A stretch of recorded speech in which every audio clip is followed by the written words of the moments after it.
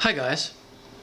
I'd like to share an experience with you which happened to me after I had already written the first draft of this article. On the night of my birthday, which I don't really celebrate, so I don't know if that's significant or not, I had a dream that was unlike any I've ever had in my life. A dream in which I was conscious. I got out of bed, looked out these glass doors, it was dark, and saw black clouds rolling in from the horizon. This window faces due east. The sky became a churning, violent tempest of flames. And I grabbed this camera, which was in the dream, went out on the porch, and started taking photos of it. The flames came up to about where those trees are, and a booming, thundering voice told me to stop doing a very particular sin that I'm guilty of. This was not the quiet voice that speaks when people are listening to their conscience. They were physical words I had no choice but to hear. And I tried to set the camera on record so I could preserve them. But at that point, I was down on my knees, begging and promising never to do this thing again.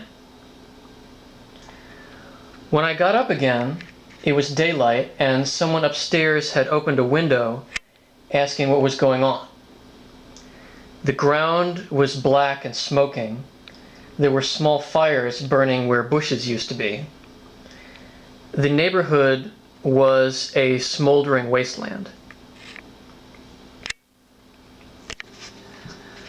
I'd like to add that this thing God told me to stop doing has been a practical problem that destroys marriages, jobs, and lives. For some people, it's gambling or drug addiction. And I've noticed whenever I've made some headway, like forgiving an enemy for something they've done, and I feel good about it, I immediately have a dream whose purpose is to convince me to hate them again, or a dream that tempts me to go back to doing the thing I've given up. So I perceive a battle between invisible forces over the outcome of my soul.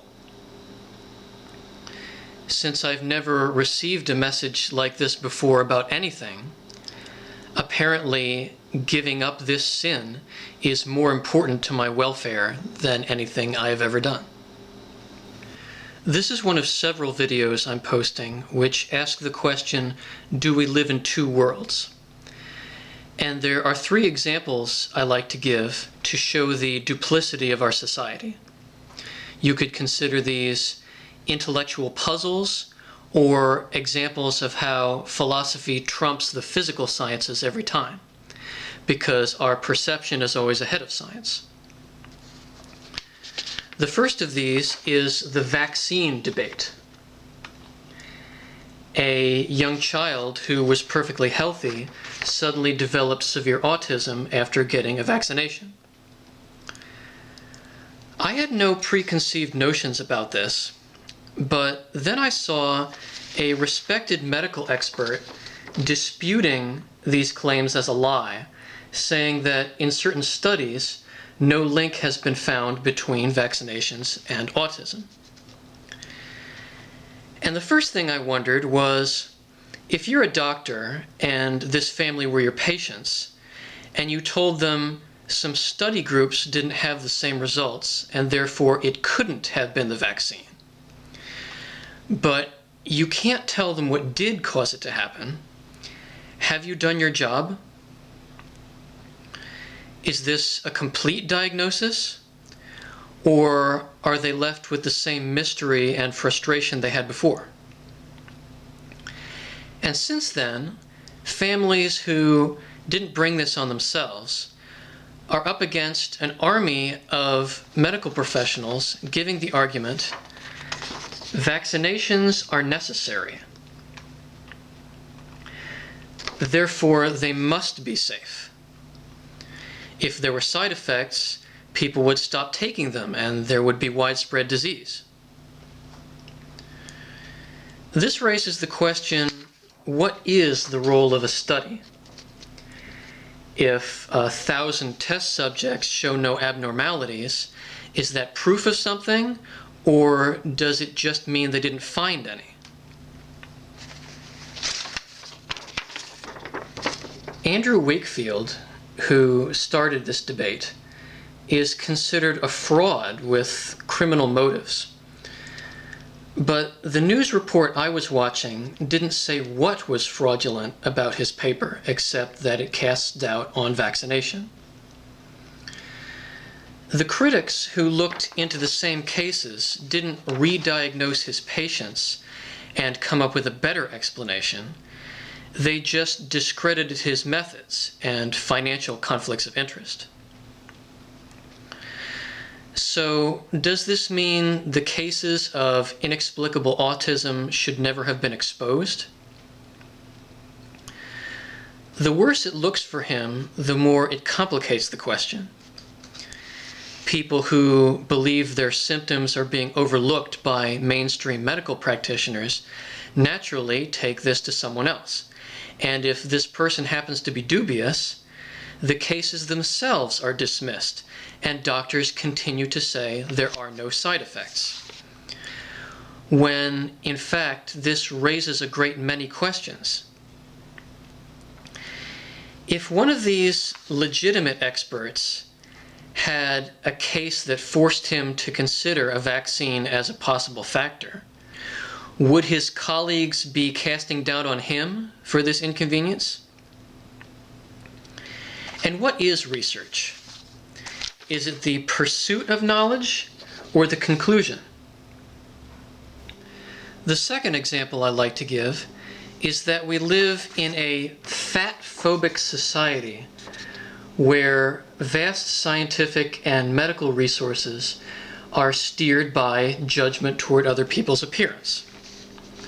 For example, when big people are seen getting around and doing things, they are told they don't get enough exercise, when an objective view would be that they are getting exercise, a form of exercise, which allows them to continue to function. There was a news story recently about a 400-pound man who ran a marathon because his doctor told him he was unhealthy. But the headline wasn't "Fat Man Disproves Doctor by Running Marathon."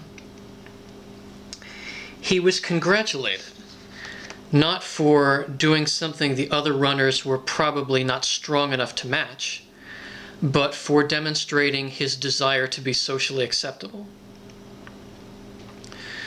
The local news didn't mention that this guy is a professional wrestler. He works out, which explains why he was able to run a marathon. They made it appear that he's a guy in poor health turning his life around, when in fact he was an athlete and already had social acceptance.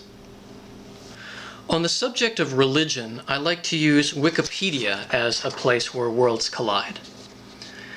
There are a great many subjects, I was looking up miracles, whose descriptions until very recently contained in the first paragraph words like "the scientific community refutes the existence of." And at one time these disclaimers were in hundreds of entries. But looking at the article again, they've changed it. A miracle is a blank.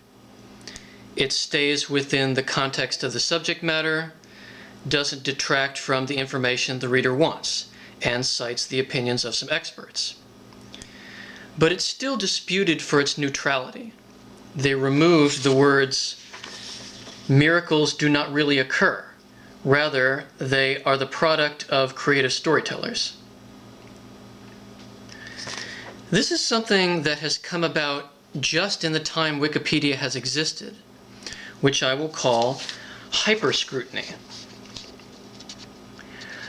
Hyperscrutiny is the viewing of other times and places through the lens of today's standards and customs. One example would be the large number of biographies that have been produced in recent years, both on film and on the History Channel. Focus on things overheard by a servant in a bathroom instead of telling the whole story, because challenging the image of famous people is entertaining and makes us feel superior. Oliver Cromwell isn't shown giving a speech, but practicing in the mirror, which makes him look like a guy who talks to himself. This eventually leads to descriptions like, Abraham Lincoln was a flawed and conflicted man, if indeed he could be called a man at all. Now you might say, Wikipedia is not the same thing as a traditional encyclopedia, in which case I would ask, what is a digital encyclopedia? But maybe it's just a website where people disagree. Nevertheless, you can't write on any subject with, well, I'm an atheist, so, because it's not objective to give an argument that way. There has been a political sidelining of anything considered religious, even if it's something indisputable, like the fact that the Ten Commandments are the origin of the modern legal system and guidelines for a law-abiding citizen. The word belief is thrown around as if it was exclusive to certain people. You wouldn't say to someone, if you believe your car will start when you turn the key, I don't want to say anything that offends you. There is an evangelical vote now in reference to political issues and matters of personal choice, in which believers have been typecast as a political faction solely for the purpose of branding them in a negative way.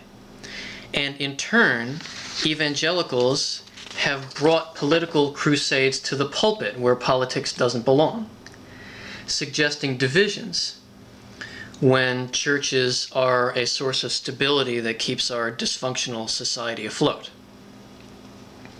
Writers, pundits, and researchers aren't exclusively or even mostly atheists. If you're going to write, the following subject is not to be taken seriously, not only are you a disingenuous writer, but it's not the scientific method. And yet people are not fighting against this with the best arguments. This article on the devil doesn't mention any research into the concepts of good and evil. Instead, it focuses entirely on folklore. What I have to say is not the final word, nor is it above scrutiny. I just have a couple of arguments for the existence of God I'd like to present. Here's the first. Christianity is supposed to be comprehensive, existing on multiple levels. Basically, there is a goodness, a virtue, that exists beyond the ambiguous discussions of morality made by humans, because our understanding has limits. Let's call it being a perfect person and the practical applications that would have.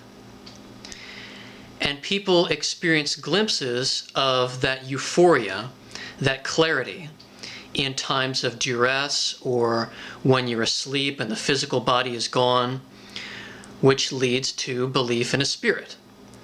That if we didn't have physical motivations, we would be perfect, our true selves. And those inexplicable moments where everything seems to come together aren't maintained by the ideas of people, but the fact that it can happen to anyone because it leads to a real place. That virtue is the acknowledgement of one's creator, without which the spirit inside has no explanation, no purpose. But many arguments against this are not comprehensive. They pick one thing to criticize, and the rest of the equation goes unanswered, even though none of what I just said is voodoo. It's a conclusion an intelligent person can make based on their own observations. It's like arguing against metaphysics by poking at it with a stick. Take, for example, the miracles attributed to Christ, ending with his resurrection. Here is someone who said astonishing things and preached unparalleled wisdom. Turn the other cheek, treat your neighbor as yourself, equal treatment of women and people of other ethnicities were all his ideas. And he backed these up by doing astonishing deeds that defied what was considered the laws of nature at the time.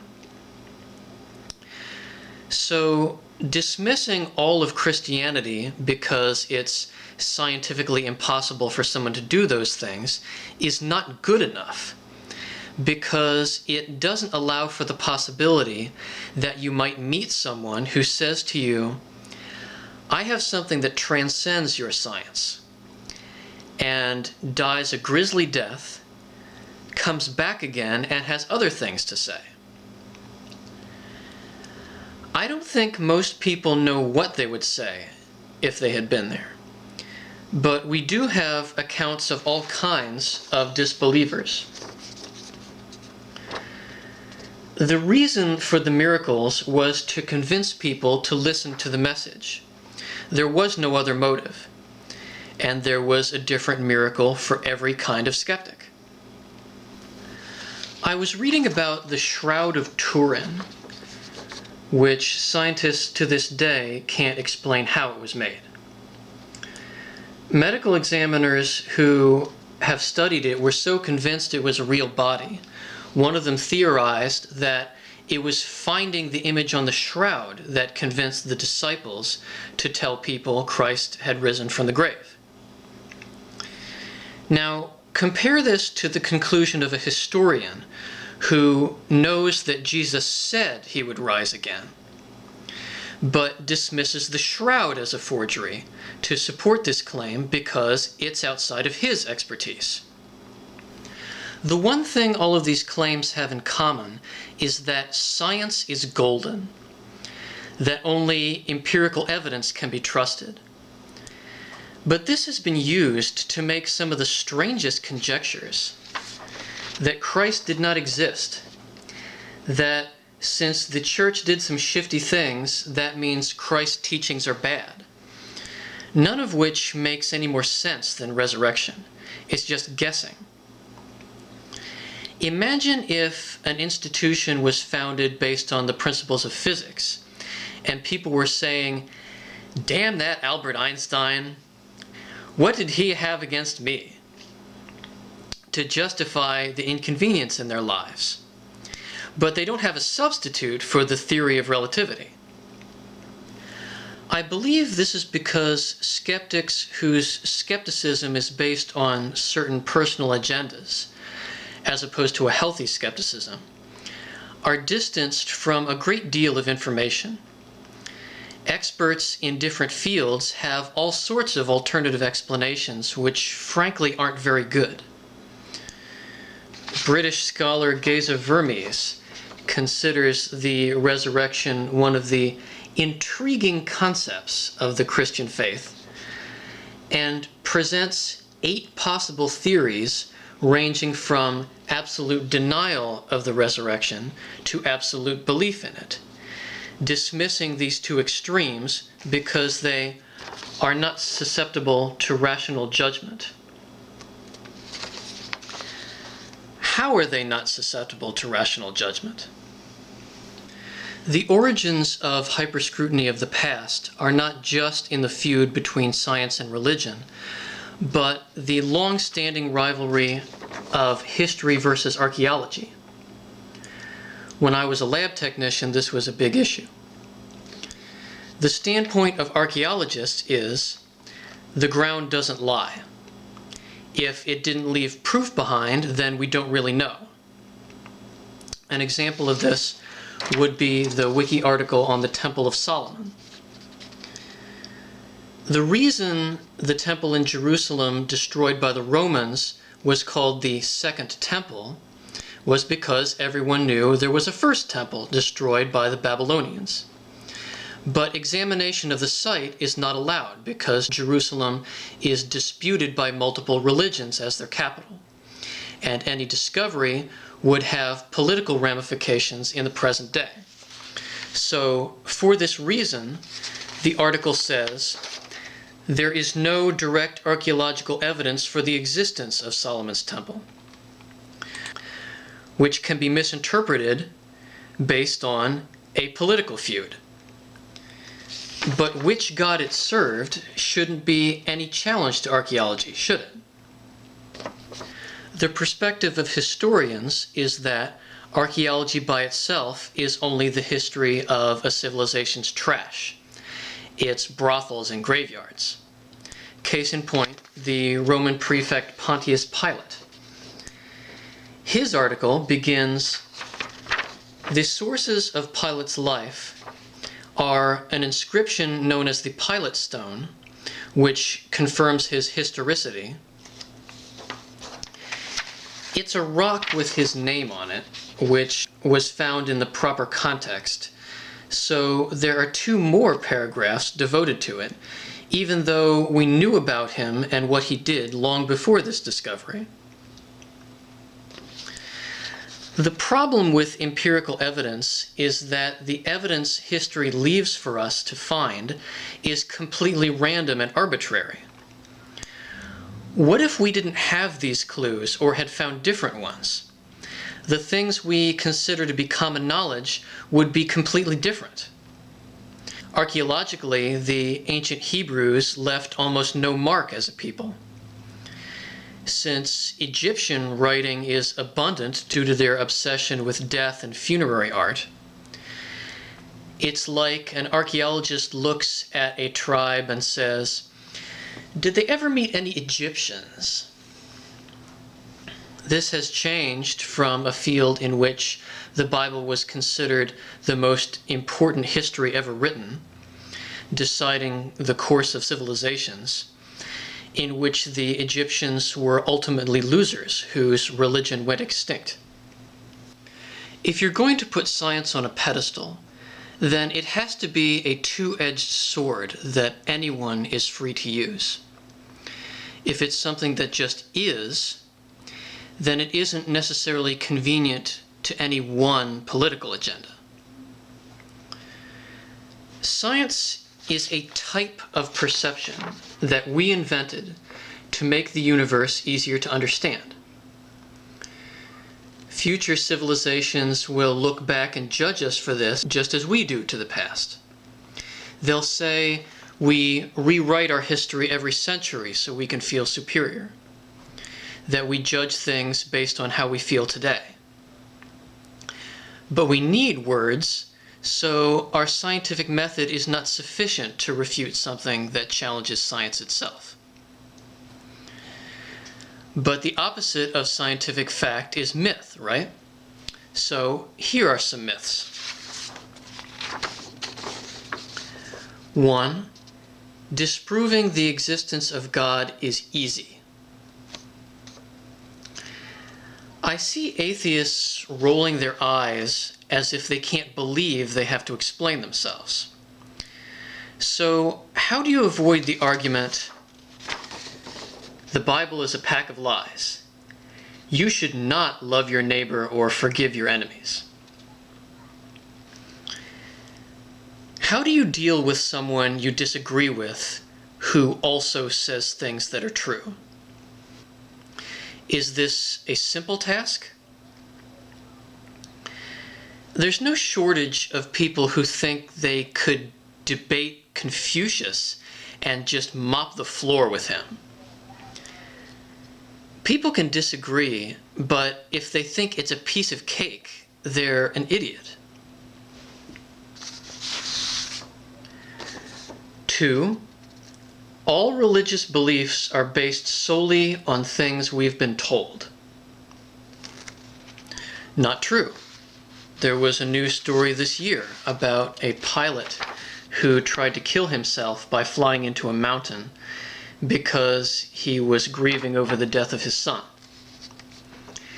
He survived the crash and says his son's voice told him where to find his cell phone buried in the snow, after which he was rescued and turned his life around.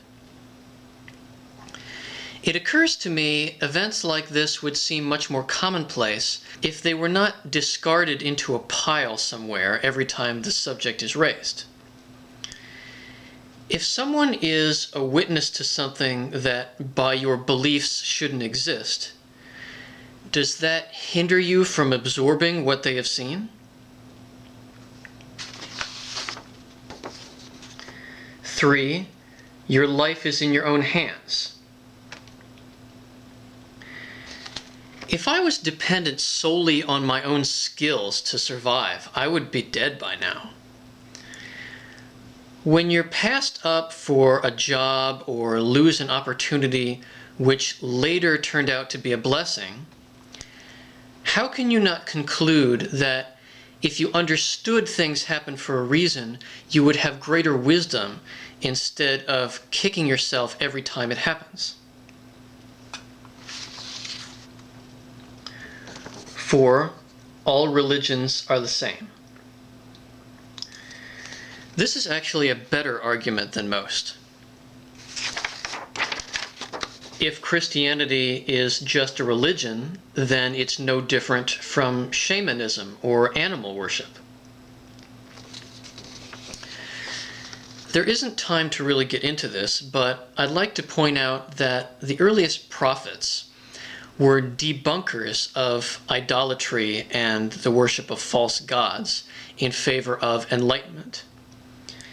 And we've got advances against crime, ignorance, persecution, examples of wisdom triumphing over stupidity, kindness over malice, written over 1,000 years. If you're an atheist, do you have to believe such things don't happen or that they don't benefit mankind?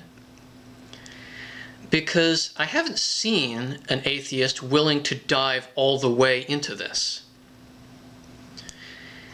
If you look at the things Christ did that weren't supernatural in any way, does it seem like deception on the part of him and his followers would have clashed with these morals?